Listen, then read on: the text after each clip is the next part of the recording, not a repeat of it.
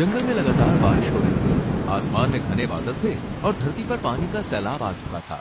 नदी का पानी उफान मार रहा था। पेड़ और पौधे मानो पानी के भार से टूटकर गिर रहे थे।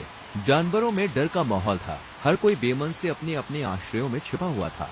रानू चिड़िया और मीनू मौसी पेड़ की शाखा पर बैठी हुई थी। जब बारिश तेजी से बरस रही होती है, रानू घबराई हुई दिखती है। मीनू मौसी, ये बारिश तो धीरे धीरे करके विकराल रूप लेती जा रही है। ना जाने क्यों मुझे ये बारिश बहुत ही रहस्यमयी लग रही है। तुम सही कह रही हो रानू, हमारे जंगल में इससे पहले भी बारिश हुई है। बारिश के मौसम में तो जंगल बहुत ही सुहावना लगता है, पर इतनी भयानक बारिश मैंने अपने जीवन में कभी नहीं देखी। और तो और मीनू मौसी, ये बारिश बेमौसम भी हुई है।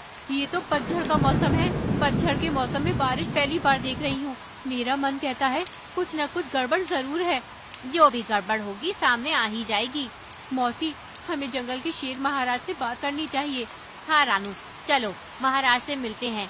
इसके बाद दोनों उड़कर शेर राजा की गुफा की ओर जाती हैं।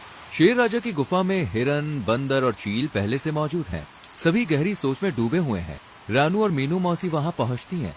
महाराज, ये बारिश रुकने वाली नहीं लगती। तुम सही कहती हो रानू, ये बारिश तो बंद होने का नाम ही नहीं ले रही। जंगल में ऐसी तबाही मैंने पहले कभी नहीं देखी।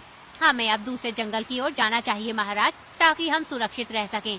तुम्हारी बात सही है। मुझे अब जंगल की बारिश किसी भी तरह से सामान्य नहीं लग रही है। हम अपने कुछ साथियों के साथ नए जंगल की तलाश करेंगे। शेर के आदेश पर जंगल के कुछ जानवर और पक्षी शेर के साथ निकलने के लिए तैयार हो जाते हैं। जंगल के बाहर जहाँ बारिश तेज हो रही है, सभी जानवर और पक्षी यात्रा पर निकलते हैं। वो सब जंगल की सीमा पर पहुँचते ही है कि अचानक एक बड़ा सा केकड़ा सामने आ जाता है। तुम सब कहाँ जा रहे हो?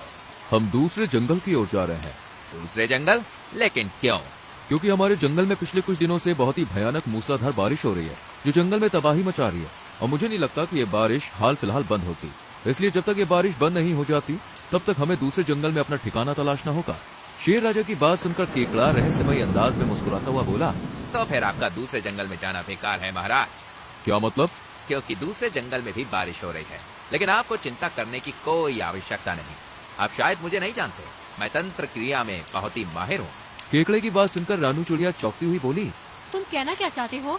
मैं यही कहना चाहता हूँ कि मैं एक जादूगर भी हूँ। अगर तुम चाहो तो मैं तुम्हारे जंगल की बारिश बंद कर सकता हूँ।